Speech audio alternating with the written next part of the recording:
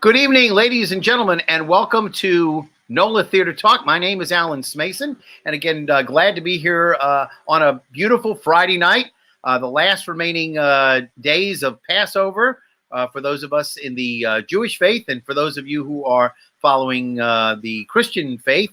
It is, of course, Easter weekend, Good Friday today, and Holy Saturday tomorrow, and rounding everything out on Easter Sunday. So we're looking forward, to having a very meaningful celebration for all of us, whatever way we worship. We hope that everybody's having a splendid time as we move ever closer towards that time when theater doors will open again and we'll all be able to enjoy theater as we once did.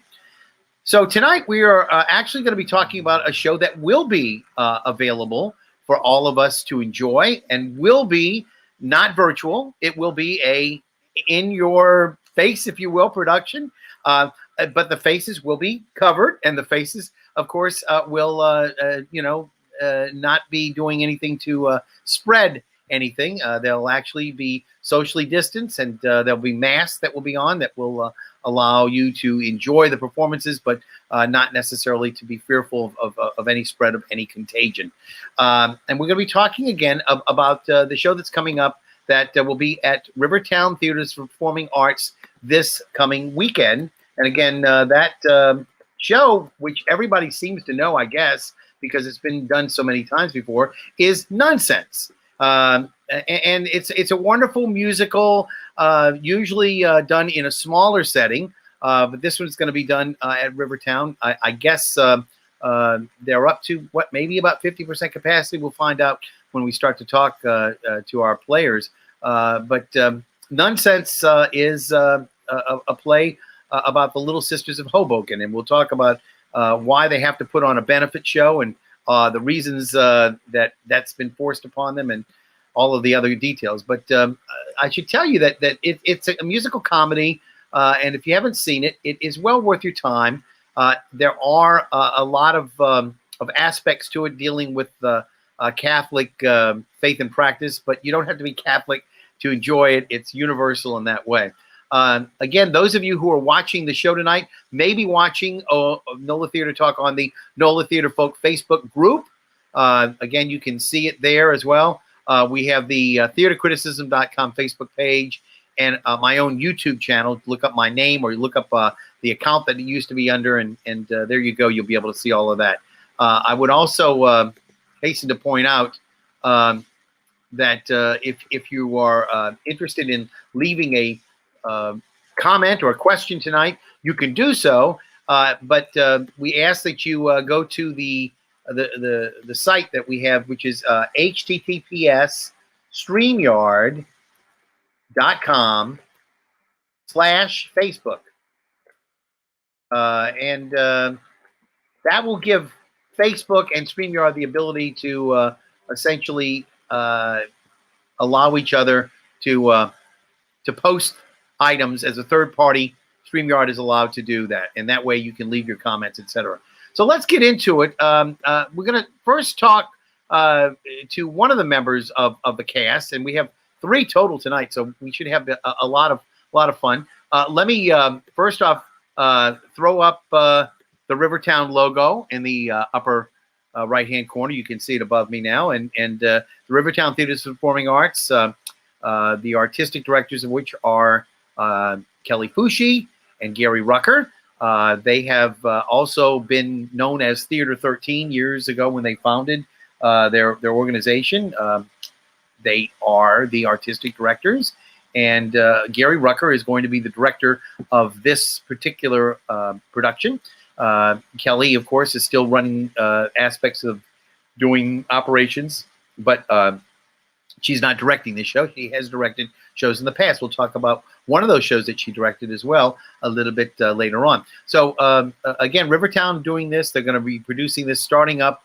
I believe the opening night is Thursday night, the 9th, and it'll be on Thursday night, Friday night, Saturday night, and then 2 shows at 2 o'clock and 6 o'clock on Sundays.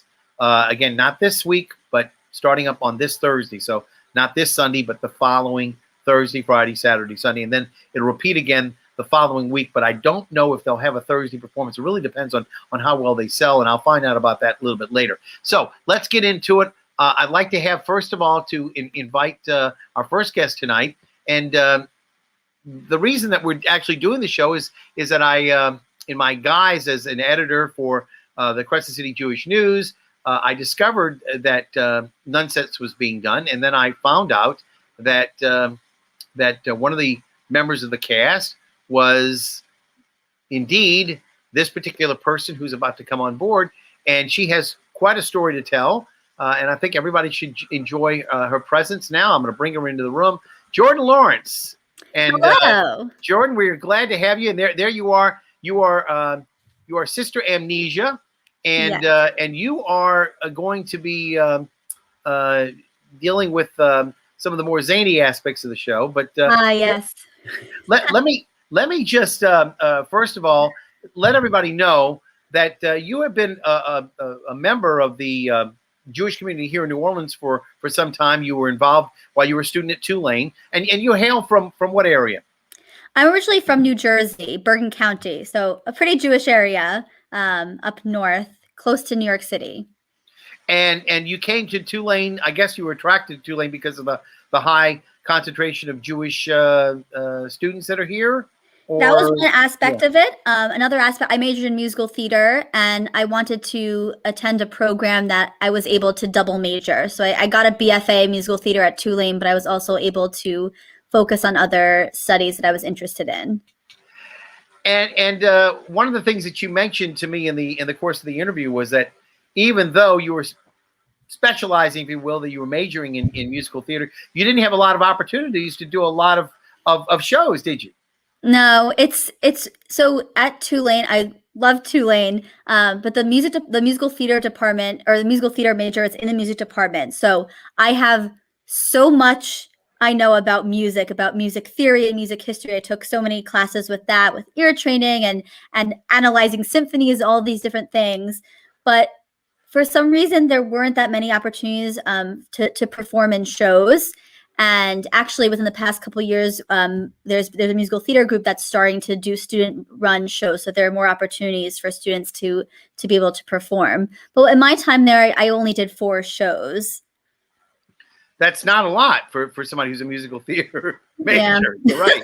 So, and again, some of them weren't all necessarily musical theater. I mean, were there some that were comedies too, things of that sort, regular acting? So I didn't get involved in any of the plays, because the music department is actually pretty separate from the theater department, yeah, and that may be changing now. There's different leadership, and things are kind of changing since I've graduated back in 2019. But they are pretty separated, so I didn't have much exposure to the theater department and really their professors or their shows. But in regards to musical theater, we did so many different cabarets and showcases, in addition to the full-scale musicals that we put on. Interestingly enough, I know you have a rather, I would say, storied career, because, I mean, I know that as many people from the Northeast who have a connection to camps, sleepaway camps, etc., usually Jewish sleepaway camps, etc., you were one of those people who started out, at Camp Judea, etc., and there you are in the center there, having a good time. And you were involved in several productions. Do you remember your earliest production that you were involved in? So actually, I mean, going way back, my first musical, my brother's high school was doing a production of Oliver, and they wanted young kids to be in it as Fagin's Gang and Orphans. So I was a 5th grader, and I auditioned for this high school show, and I was in it. So I was the youngest cast member, and it was really, really fun, and to get to be on stage with these more experienced performers. The only things that I had done is I was taking jazz and hip hop classes, and I was like in my temple choir, but I hadn't really performed in that capacity. So it was really fun. And my brother was Bill Sykes. So all the young kids were afraid of him. Like, no, he's really nice, I promise. But it was just a really fun show. And it's just so funny because then last year, my first show with Rivertown happened to be Oliver. So it was just a nice full circle. I'm a gal who really enjoys full circle. Yes, that is me as Charlotte. putting some bacon into Noah's mouth over there. So Seducing that, him in quite and that a was your way. first. That was your first incursion at Rivertown. Yes. Now, and before that, while you were a student at Tulane, we're going to get to that. You were also involved in other aspects too. But where was spelling bee done? Where was that? That was at Tulane. Okay. So this is you as what character long were you name again? Logan Schwartz and Grubernier. Okay. All right. Yes, I do remember. Very competitive girl, wasn't she? Very competitive. And again, in terms of the cast of Spelling Bee, there you go. I'm just trying to remember if I saw this. I don't know that I did. So it was a fun one. We did it in the Dixon Annex Recital Hall, so it was a little bit smaller scale. It wasn't in the big Dixon stage, but it was really a really fun show to do. And you also did a show, I know, a political comedy show that you did with Leslie Castay, and you did Rocky Horror Picture Show with her. I had actually asked her if it would be possible to have her come by tonight, but it's Easter weekend, so I understand she has family commitments and things of that sort. But she did want me to congratulate you for your appearance to be coming up in Nunsense, and also congratulate you on some other aspects of your career that we're going to get into. But interestingly enough, I asked you in the course of the interview, had you had a chance to work with C. Leonard Raybone, who of course is such a wonderful conductor and arranger, and he works so well with all the chorales, and everybody who knows him loves him. Yet you said you didn't actually work with him until you actually were at your graduation. Is that correct? Yeah. So I just never took choir. Well, I'm sure we'll get to it later, but I founded NJ Beats, which is a Jewish a cappella group at Tulane. Don't get ahead of the game. Yeah. Okay. I'm getting a little, I have to brag. I'm very proud of it. But I never did choir. So I never really got to work with Leonard Raybone until I was asked to perform at commencement. And that other person there is Shira Kaplan, an amazingly talented woman, another Jewish person. And we got to work with him. And it was so interesting because he was actually like really interested in us as Jewish people and was asked a lot of questions. And he was just so great to work with and easy going. And I wish I got to work with him more, but at least I had a little time before I left. You never know. You never know if things work out. He may be conducting you with something at Summer Lyric, you never know. So, you sort of let the horse out of the stall there. NJ Beats, I wanted to talk about that, and I was leading up to that. I didn't want to sort of get to it beforehand, but NJ Beats was, like people might think about Pitch Perfect, these a cappella groups. What was the name of the group from Yale University that was so famous? The group, it sounded like a Baba Black Sheep or something like that. They did Sure.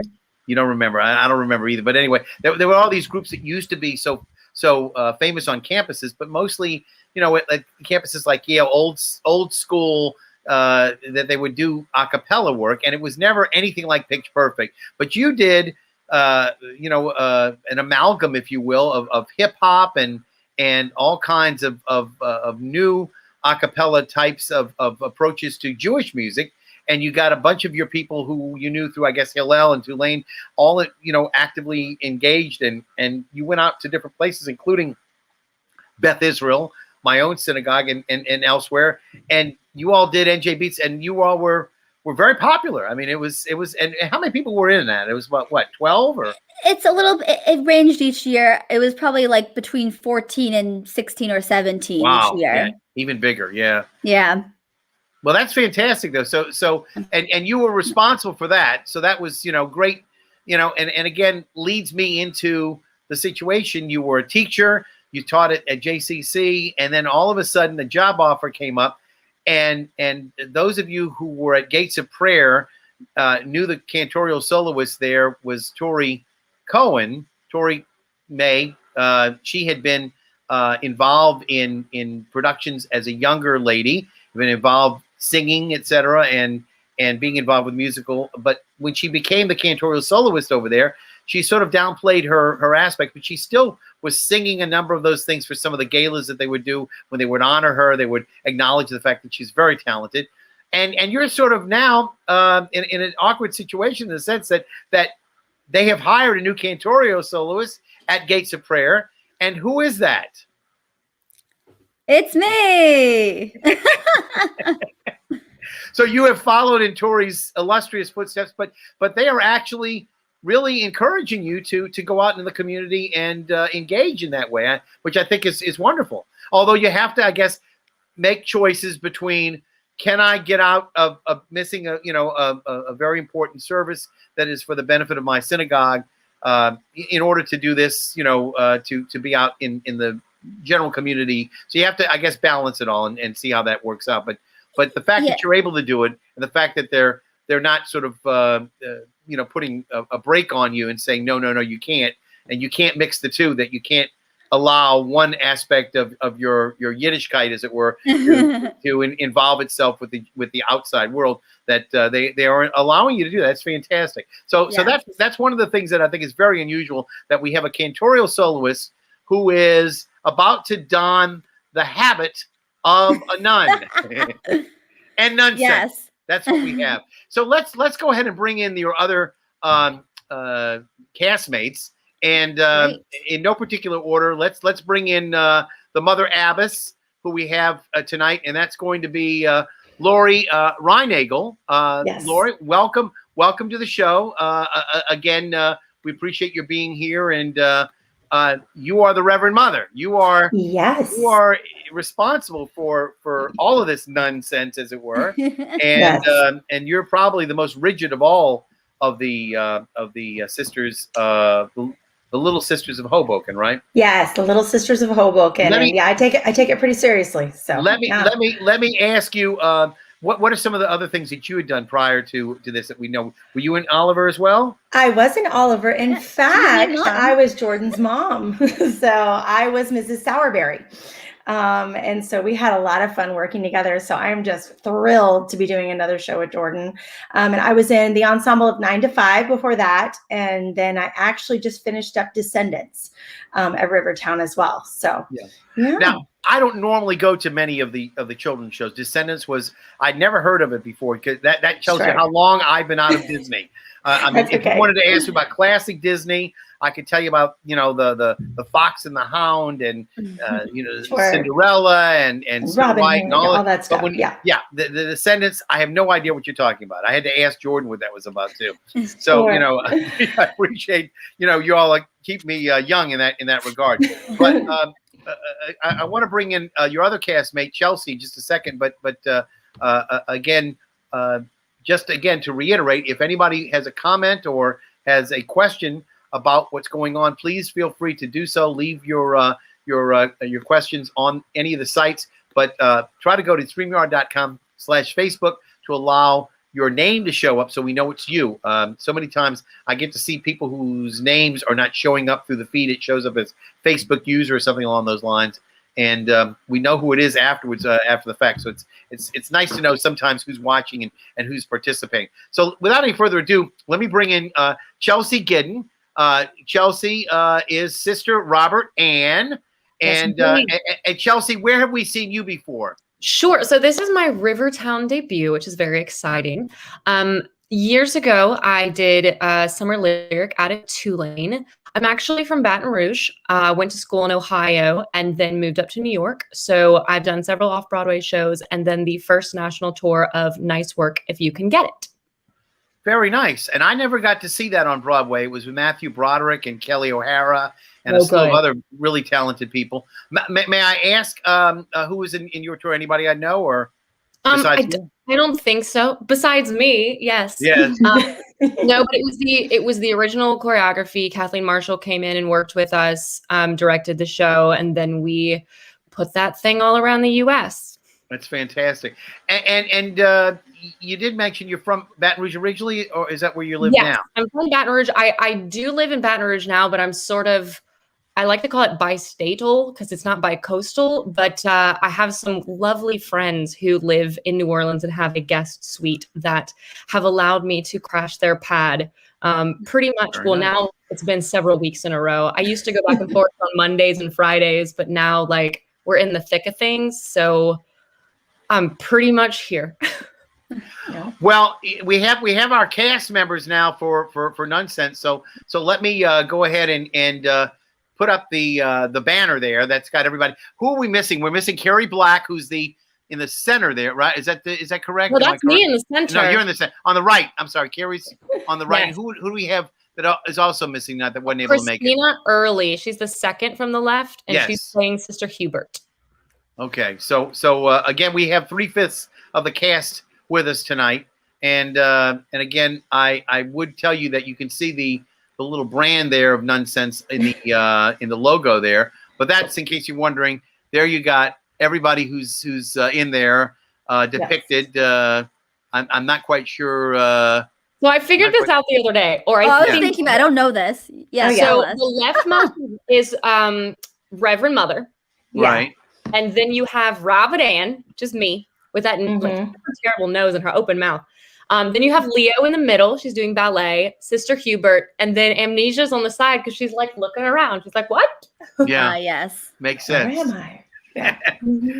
Context clues. Good job. That was good. Thank you. Have any of you seen Nunsense before, either here or anywhere else? I have. Yes. Okay. I haven't. So I was explaining to some of the people who don't know, but Nunsense is the first of many Nunsense offerings. There's Nunsense 2. There was even Meshuggah Nuns, which deals with a Jewish aspect. And by the way, Jordan, I didn't know whether or not you noticed, but do you notice what I'm wearing tonight? I didn't. Oh, a matzah tie. A matzah tie for Passover. I didn't on see. theme. Yep, it is. We had matzah in the dressing room the other night because one of our nuns had never had matzah before. Well, you know, not everybody is that happy about eating matzah. I want you to know. But I'm having, again, another one of my potato vodka martinis, which I'm having because of Passover. I'm not allowed to have any grains like scotch or bourbon or rye. So I have to have potato vodka because that's allowed. And this is a very good potato vodka, Chopin. What did you bring in the room tonight, Chelsea? I have a lovely red wine. It's a Merlot. I could not tell you which one it is because I was hustling up here. I was a little late. So I just kind of poured, dashed, and came up here. As long as it tastes good, that's all I time. Yep. But it was probably, I want to say it was like a $35 bottle. So it's something good. Okay, that's not bad. Okay. All right. Laurie, as the mother superior, what do you have to recommend for drinking? I have brought just a red wine must be a theme, but mine is a cab because I'm a big fan of cabs. So, and I'm pretty sure this was like Josh Sellers or something. I think I actually got it as a gift from Descendants. So here we are. There you go. And to round out our wine theme, because I know what she's got, and for Passover. All right, do the big reveal now, if you don't mind. Okay, I'm just going to preemptively say I barely drink alcohol, and I'm in the synagogue right now because I just finished a service. But they had this present. They had a nice bottle of Manischewitz, where I don't even know if I like Manischewitz. I know my parents like Manischewitz. I've heard it's very, very sweet. Maybe you'll watch me take one of my first sips of Manischewitz on camera. Let us see. We'll see how it here we go. Here we go.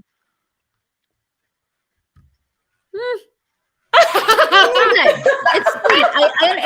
It basically tastes like grape juice. Okay, I'm okay. Your reaction was everything.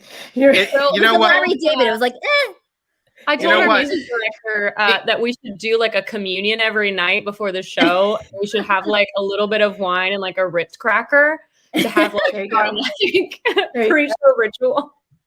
Well, you know, you can have the wine and the matzah. That'll do too, because it's all from the same root, as far as I'm concerned. You know, so you know, one of the things that we wanted to talk a little bit about, despite the fact that not everybody, as I said, has to be Catholic to be able to appreciate this. This is a really funny show, and let me give the premise out for everybody who is not familiar with it. I don't want to spoil it.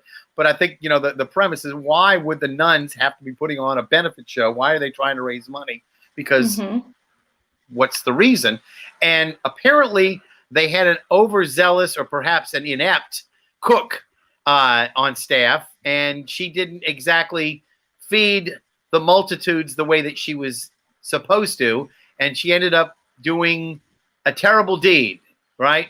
Yes. And the mother abbess, maybe you should explain exactly who it was and what she did. It was Sister Julia, Child of God, and she made a vichyssoise soup, and it wiped out a majority of the convent. So yeah, they died instantly of botulism. So that's where we are with that. So we have the idea that all of these nuns in the convent have expired, and there's a rather hefty funeral bill mounting that needs to be paid for. And so it's the duty of the survivors, the 5 sisters who remained behind and who luckily didn't sample the vichyssoise. Right. They were playing bingo. Yeah. We were playing bingo. Yeah. So that was, so some of us were playing bingo. Yes, it was helpful. So again, and that's a venal sin, isn't it? Perhaps. Maybe not. Maybe bingo? Not. No, I hope not. maybe sanctioned. I don't know. You never know. But anyway, so because they were doing something that was not considered maybe in keeping with all of the church practices, but they didn't succumb to the vichyssoise, and therefore it's their duty to raise the money for this benefit, and they have to sing and dance their way to everybody's hearts, and hopefully raise enough money in the process to be able to properly and respectfully bury their fellow convent members. And that's the premise of the show. Take it or leave it. That's what it is. Yeah. So I believe, Chelsea, you said you were familiar with it. When you read the script, Jordan, what did you think? Oh, good question. I just thought it was so wacky. And when I was kind of looking into Sister Amnesia, I was like, yep, this is a good role. I was very excited for it. And just in general, it was just like, I didn't really know what to expect, and it was so fun. During our first read through, we were just cracking each other up. And that was before we were even really acting. Just the lines themselves, and then with our ability to have comedic timing, all of that plays into it. And it's just such a fun, wacky, whole lot of nonsense. Really, truly, it's just such a fun show, and it's great working with this cast. Who really have that comedic timing, and they're just so talented musically and vocally, and it's just been a really, really fun process. And honestly, we haven't been rehearsing for that long, and we really were able to put this show together because it's kind of all this. There's no this is something that took me a while to realize. There's no there's no scene 1, scene 2. It all just goes into one another. It's because it's not like that. We are putting on the benefit show for everyone, so we're kind of just going with it, and it's just been really great and flowing. I think it would. I guess the best description of this for definition is a review. It's a review show. Yeah, it's a variety show to folks. So let me just see if I can. You probably play the most zany of the characters, Sister Amnesia, and the one who's probably the most serious is going to be the mother abbess, the Reverend Mother. And how would you define your role? Well, I think I'm just trying to keep everybody together and on point, and keeping everybody we need to make the money. We need the show to be the best. And I'm very, serious about making sure we don't offend anybody, but we probably do. And I just try to steer the ship in the right direction. But I think the heart of Reverend Mother is that she loves to perform, which may be the whole reason they're having a benefit this way anyway, because it sort of comes out that she really enjoys to perform. So there's that love of performing, but at the heart of it all, she absolutely loves the other sisters, and she just cares about everybody, even though she's very stern at times. So that's kind of, I think, her in a nutshell. So yeah. And Chelsea, as Sister Robert Ann, please explain why you have a male name. Well, so there are lots of sisters that have male names. You get given a name when you become a nun. So we have Sister Hubert also, and she kind of gets made fun of a lot for her name being just not the prettiest and kind of masculine. But I like to think of Robert Ann as it's kind of all, one thing together, and ends in Ann, so it's okay. She doesn't have a Mary in front of it though, and I think she's the only one. But Sister Robert Ann, she's from Brooklyn, so I think that's kind of where some of that Robert Ann comes from. And I can't say my name without doing that. You can't. It never happens without it. It's true. No. But yeah, she's from Brooklyn. She rough and tumble. So if Sister Amnesia is like wacky, Robert Ann is like the rough and tough and tumble, but like super silly one. She really wants to be the star of the show. She really wants to have her chance on stage with a solo, but Reverend Mother won't give her one. Like all she wants in the world is to be a star. Yes. How many songs are there in the overall project, the production? Do you know? 18. No, I haven't. Sounds about right. I'm trying to figure. They all sort of run together. I'm like, I don't know. Isn't it just there are like all 5 characters. Song? Yeah, there are 5 characters. I'm just trying to figure out. Does each one have about 2 or 3 songs, and would that be about the right? Yeah, 5 I think. Yeah. There's some group numbers that all of us Right. are in. There's a couple quartets. There's a couple trios, a couple duos, and then each of us has at least one solo, and then some of us have like other little short additional things that get put in and out. And again, for those of you who have not maybe seen it yet, who are listening in tonight, or maybe checking it out later in advance of the show, there are 2 other characters, and maybe Laurie, you could describe one of them, and then whatever's left over, Chelsea can deal with. So, because I wanted to be able to get them. So, Laurie, tell me which Leo. So you do Hubert. Okay, you do Leo. I'll do Hubert. That sounds like all right. So tell me about Hubert. Well, Sister Hubert is my right hand sister, so to speak. She, helps me, and she's basically assists me with everything. She's kind of the second in command, and we have a very good banter with each other, where we respect each other, but also I kind of have to keep reminding her that I'm in charge, which is kind of fun. But also, like, she knows what's really going on. Like, she's got it together. She's in charge of the novices, so she teaches all of the new nuns, which is a big responsibility. But she is very much like just funny and enjoys, I think, more of the fun of it than even Reverend Mother does. I think Reverend Mother would secretly love to be able to enjoy it as much as Hubert does. But Hubert definitely brings a really fun personality and puts Reverend Mother, challenges her, which is good. So, yeah. And Chelsea, what about Sister Leo? So Sister Leo, which is Carrie Black, she is the youngest. She's the novice, and she wants to be a ballet dancer. So there's actually a ballet in the show that features Carrie and myself, Sister Robert Ann, and it is delightful. And then there's actually a trio with me and Carrie and Jordan. So I'm a Victory Bell as well. And so Gary asked me to choreograph a very Victory Bell style. It's the Little Sisters of Hoboken version of the Andrews Sisters. So that, I guess, is probably my favorite moment with Leo, and then also with Jordan. Well, I'm glad to hear that you're a Victory Bell, because that's one of my favorite things that I do every year, except last year, was to participate, in the Stage Door Idol competition, and to find out who the Victory Bells are, etc. I mean, I've had such a wonderful experience in knowing all the talented people, from I hesitate to even name one of them, because they're all so talented. I mean, they're just amazing people, talented beyond many other groups of people that you'd ever imagine. They've done such great work being part of the Stage Door Canteen, as far as that goes, BB Stage Door Canteen now. But originally the group of 12 or so that grew to 16, and of course now is I think a little bit smaller. But I mean, they're all amazing. I mean, there's not one of them who isn't a super talent, and I really am glad to hear that you're part of that group. And I did talk, by the way, to Erica Jensen. Just if I could throw that in, Erica is of course in charge of the entertainment over at the World War II Museum, and they are actually getting ready to get started.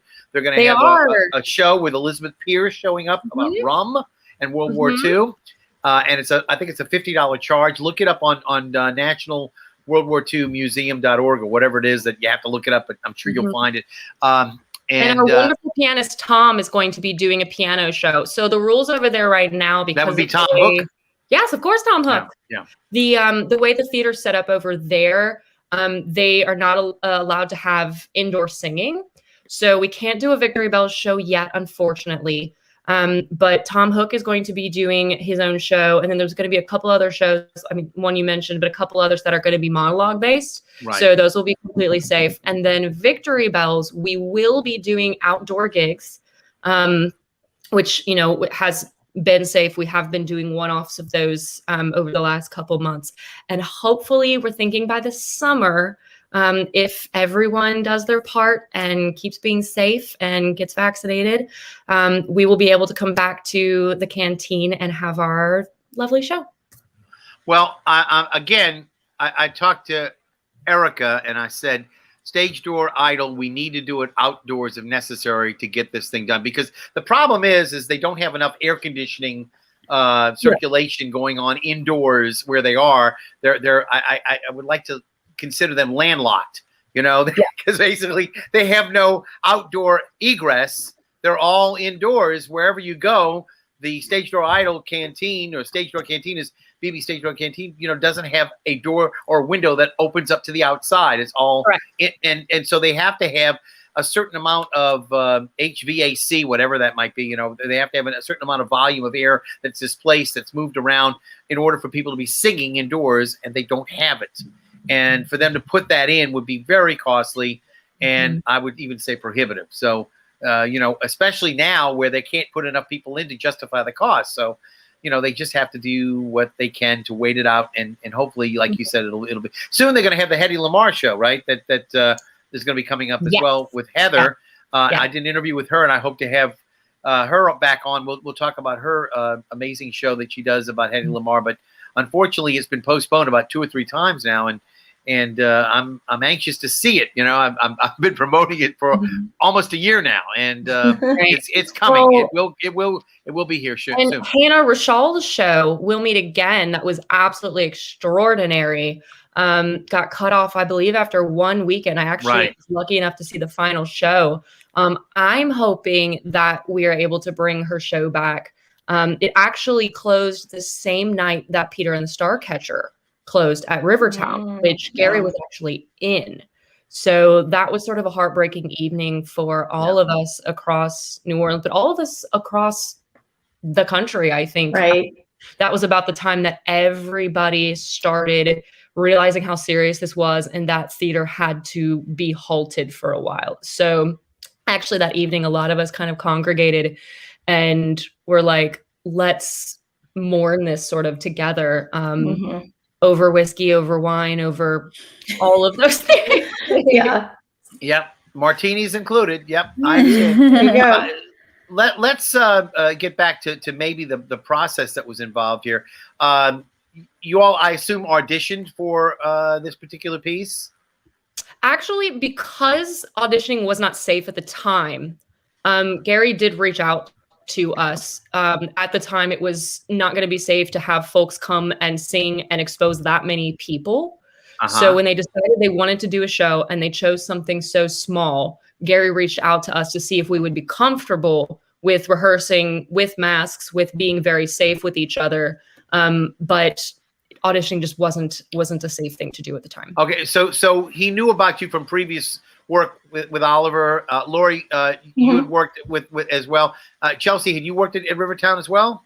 I haven't worked at Rivertown, but he had seen me as a belle. So, and luckily for me, that as you mentioned before, saying you're a Victory Belle and having that on your resume speaks volumes. Right. And so you didn't have to do a virtual audition. You didn't have to send in a tape or anything like that, right? So he knew who he wanted more or less for the show from the get-go. And when was it that you were notified that you were in the show, and how did you actually start rehearsing? I'm trying to get an idea. Do you remember the timeline there for that? It was sometime in February, but we didn't start rehearsing till March 1st. That was our first read through. So it's only been in the middle of weeks beforehand. Only about a month. It was in the middle of Descendants. Yeah, we've only been practicing for a short time because we were in the middle of. I think we were in either close to Tech Week or really close to Tech Week on Descendants, and that was towards that end of February. So maybe about 2 weeks before that. So yeah. So tell me first off, what was the process? What did you all use to be safe with one another as far as masking goes? Did you use clear masks? Did you use cloth masks while you were doing it? I know you all are mic'd. So how did that work? How about when we were practicing, we had cloth masks, and we social distanced until we could kind of get everything together, and that seemed to work well for the rehearsal process. So yeah. And now we're all fully vaccinated. We've been fully vaccinated for a little bit now, or I guess. Yep. We've had our 2 weeks right. since right. But does that make a difference in terms of what the COVID policies are? Do you still have to wear a mask while you're practicing, or what? With the new regulations from the governor on stage, we are safe around each other because we have been vaccinated and we have those 2 weeks. The audience will still be masked, and you can go to rivertown.com to see 2 very large documents that explain everything about the HVAC, about the audience, about all. It's way too much for us to talk about here. But it's it's probably boring too. It is boring. But when you go to the website, it's right there. It's huge. It has all the details. It has anything that you want to know about how we are keeping both our audience members, our actors, our musicians, our production team, how we're keeping everybody safe from the second anybody walks in the door. So if you have questions about that, head to the website, and there's 2 different links. Tell me a little bit about the rehearsal process itself. When you first started, did you launch into song right away, or did you just start doing the actual acting portions first and blocking the scenes, etc., before you started doing the singing? How did that work? We started with the music. Oh, there go my earbuds again. That's all right. Yeah, we started with music. Megan Kessel is our music director, and she's amazing. Yeah, Megan. And she really walked us through, all the different harmonies and everything, because that's super important. And as we're trying to do everything else, it was important to get that down first. So we did start with the music, and there is a lot of music. So and a lot of words in the music. Right. As we all very realize. storytelling songs. Very a lot of storytelling exposition, songs. and we sing all of the exposition, all of it.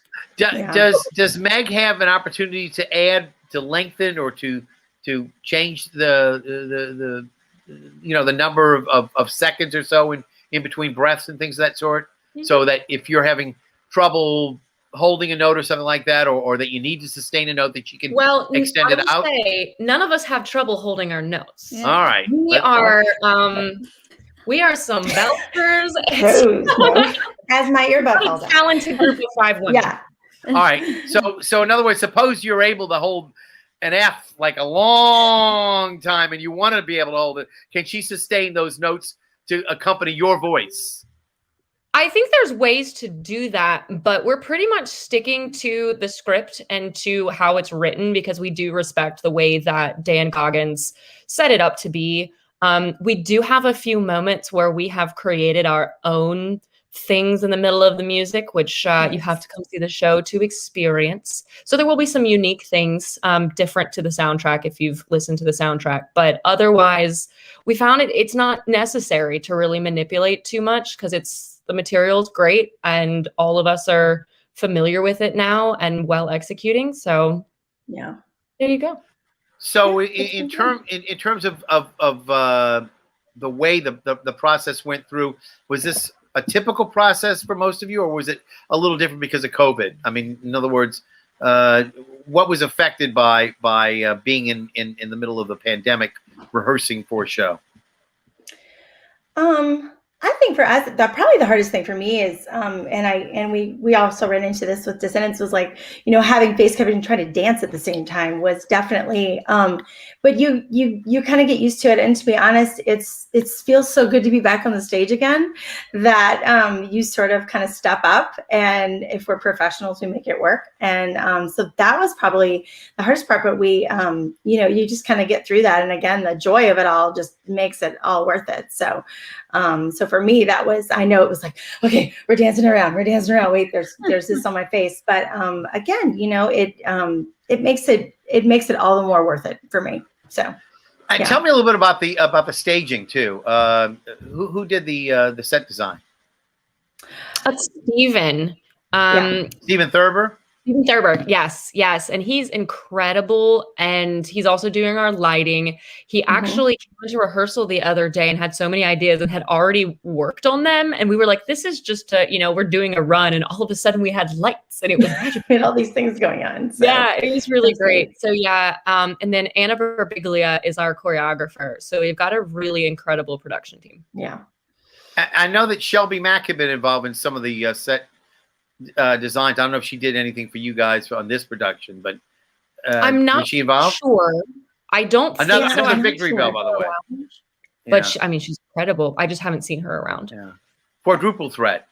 She sings, she dances, she does everything, and she draws. Everything. Yeah. So Jordan, let me get you back in the conversation because we haven't heard too much from you lately. I know we monopolized a little bit at the very beginning. Good. I like listening. I also like talking. Tell me what you told your mother about your being in a show as a nun. What did I tell my mother? What are you talking about? I mean, you're going to be in a show as a nun. It's so fun. I mean, it's you know what? I have a very strong Jewish identity, which just shows that like I'm happy to learn about other cultures, and I really am learning so much. Yesterday we did our first rehearsal with our wimples and our veils, and I was learning so much about just what nuns wear, and even there's a part where I actually quiz the audience. And I'm like also teaching them. And so it's something that I have to learn too, is talking about all these different saints. And it's been really, really great and fun to learn about other religions. And while learning about it and taking it seriously, we're also having fun with it. And it's just been a really fun process, juggling my Jewish side with my theatrical side and embracing this other religion. So it's been great. I want to tell a story, but I feel like I shouldn't tell that story. That time I said the wrong. What's black and white and red all over a cantorial soloist who's embarrassed, right? Carrie, Chelsea, you got to tell the story now that you're already. Oh my God, I have to tell it. Oh God, terrible! Everyone forgive me. Forgive Robert Ann. So there's a line in one of the songs that, and Swazi, who were goosing all the Bushmen in the line ahead, which is like already terrible and long to say. And it was like the second sing through, and I was reading and turning a page, and I accidentally said "and Nazi," and I immediately like looked at Jordan and then at Megan, who are both Jewish, and I was just like, I'm so sorry. And everybody lost it, just like absolutely rolling on the floor. I was like, I don't know. Like it's like and not, I don't know how it happened, and I am forever so sorry about it. Like we said, there's a lot of words in this show, and it's just hard to get them all out. And your tongue really gets tied. I just will never forget that moment. And then looking at Jordan, and her face was like, no, I was hysterical. I didn't make a face. Excuse me. I can laugh. I have a sense of humor. But also no one, I don't think anyone else even heard it. Like I was like the closest to you, and you said Nazi, and you just like fell on the floor, and I was like hysterical laughing. No one knew what was going on. We're just like hysterically laughing.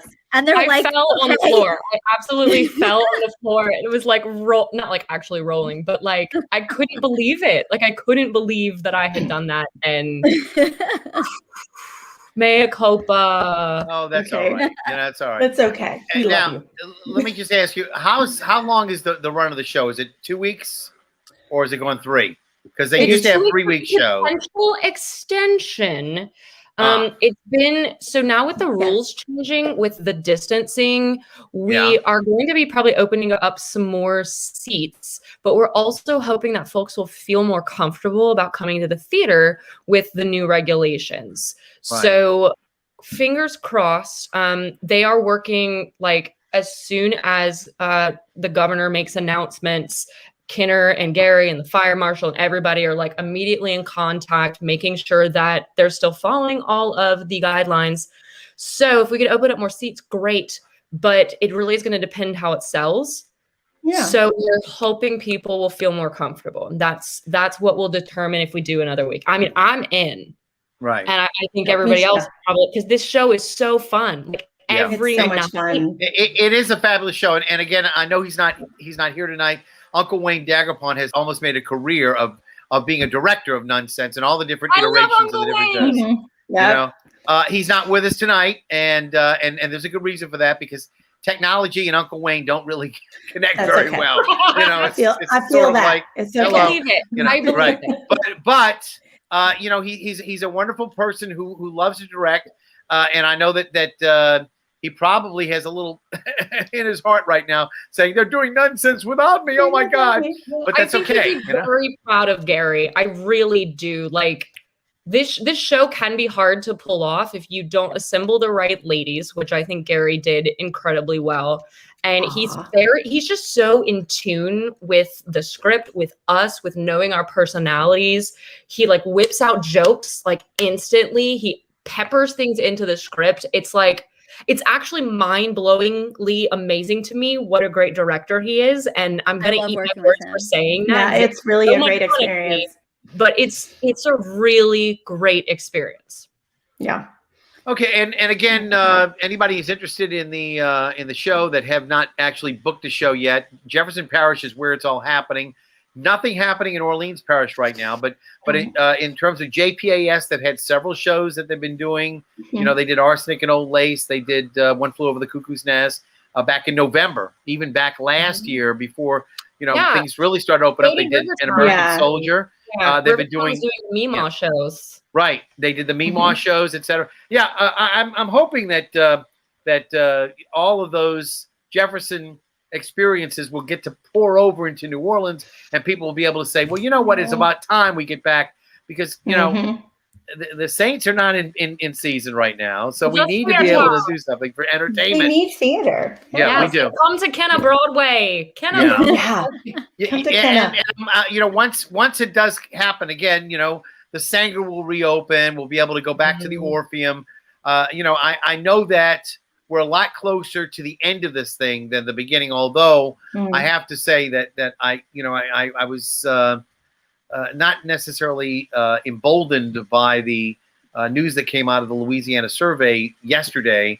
You know, they gave us the numbers about all the people who are reluctant to get vaccinated, and of course, the more people that are not vaccinated, the longer this thing is going to continue to, I guess, expand, and there's a possibility that more variants will pop up as this thing lengthens. So, you know, the quickest thing we can do is, as people who want to get back into the theater, is to encourage our fellow Democrats, Republicans, liberals, conservatives, across the board, that not to mix politics with medicine. Go get shots. Go get vaccinated. Well, get and that's in the theater where we all belong, so we can be entertained. We all encouraged each other to get it because we wanted to safely be able to really fully perform with each other. But also, I haven't checked this, so don't quote me on it, but I think we might be the first fully vaccinated cast in New Orleans, potentially in Louisiana, to be performing with probably more than like 2 people, you know, whatever. Well, it's certainly the largest show that I've seen in a musical setting. Obviously, One Flew Over the Cuckoo's Nest and Arsenic and Old Lace had substantial cast as well, but they were not singing, and that's a big difference between being able to be in a theater. And everyone, Gary, Anna, Megan, Steven, all of our cast, like everyone has been vaccinated. And that was sort of something we talked about from the very beginning. Because I know a lot of us were worried about that. We're worried about what example are we setting for the, theater society in general. And then what example are we setting, especially for Louisiana, because we are not exactly known as one of the states that has really embraced the vaccine. So it was important to all of us to sort of get that message out there to the regular population, but also the theater population of like, hey, we can bring theater back safely. This is how to do it. Let us be leaders. I'll tell you, if you look on a map of Louisiana and you can imagine the boot, down at the bottom of the boot, where area 1 and 2 is, they're pretty much getting the program. Lake Charles on the left side, if you will, of the boot, and the middle section of the boot, they're not really complying very much. Up towards, believe it or not, Shreveport and Monroe, that area is getting it, a little bit more together than the middle sections of the state and the area closer to Texas. So I find it a little disquieting that not everybody's on the same, I guess you might say, wavelength. It may not be our favorable outcome of this, but I think all we can do is continue to encourage the folks that are our friends, people we love, family members to get the vaccine and then to spread their experience with their friends, their coworkers, their family. The more and more we can encourage each other to, as a society, join together and do this thing that may be kind of scary. I got the second vaccine. I was like down and out for a couple of days. I came back to rehearsal and I was a hot mess, but it was worth it because I know I'm keeping myself safe. I'm keeping all my sisters safe, and I'm helping to keep society as a whole safe. So I think it's rough to think of it politically. It's rough to think of it geographically, but if all of us can just do our part and do our best to be champions of this, we can spread that positivity and eventually we'll get it done. Yeah. Well, I want to thank you all for being with me tonight. We've only got a couple minutes left, and I'm not quite sure if there's any topic that we haven't really covered. But again, to reiterate, we have Jordan Lawrence, who is playing Sister Amnesia. We have Laurie Reinagel, who is the Reverend Mother, and Chelsea Gidden, who is Sister Robert Ann. And again, we are looking forward to seeing. And I believe opening night is Thursday night, the 9th. Is that right? The 8th. Yes. Is the 8th? The 8th. April 8th. Okay, the 8th Thursday night. Whatever Yeah. Thursday. And we will look forward. You're right. The 8th. We will look forward to seeing you all in all of your glory. I'm looking forward to actually being able to see a musical comedy, which I have not seen yet. I mean, it really, literally has been more than a year since I actually sat down in a theater and saw a musical comedy or a musical of any sort to speak of, whether it was comedy or serious. Right, of any kind. For the audience feeling, like, Laurie, I know that you did Descendants, so like you're a little spoiled, but like, I mean, I had a victory bell game on like New Year's Eve outside, but just to be in the space with the lights and like a set and to have that like interaction with the audience, because this show has a lot of interaction with the audience. So like it's a really special connection between all of us. All of us have some of that where we really get to connect and have a relationship with the audience. So like I've got chills right now just thinking about having an audience again and what that's going to be like to hear, of course, the raucous laughter, because we are hilarious. Yes. Raucous laughter. In rehearsals, like when we finish a number, like I usually yell, raucous applause. Yeah. So that's what we're all expecting. I think that's one of the things that we all have been missing, even in areas where we have virtual performances. Unless it's been filmed before a big audience a couple of years ago or last year before the pandemic set in, there's no applause. And it's almost, to me, as empty a feeling as the lack of a hug, which we all haven't had the ability to do. We haven't been able to kiss, to be able to hold hands with one another. And those are the things that we all miss. We had our first nuns hug the other day, that once we like got the new regulations, I guess you'll say. Once we're all vaccinated. All of us were like, we can hug. And Laurie and I have a moment in this show that's like very tender where we hug each other. And like the first time we like really could snuggle that, it was good. Nice. It was so nice. I was like single tear. Yeah. Exactly. Well, again, I can't thank you all for enough for being here tonight. It's really important that we do what we do and, let everybody know what's happening. And again, as I said, I started this show up a year ago. The NOLA Theater Folk Facebook group is now exactly 1 year old as of yesterday. And that wasn't an April Fool's joke. It actually happened. Happy birthday! And again, those of you who are watching tonight on the group, we really appreciate you being with us. Those of you who have not been able to join our group yet because maybe you don't want to join another group, and I don't blame you. I mean, I'm like Groucho Marx. I don't want to be a member of any club that would have me as a member.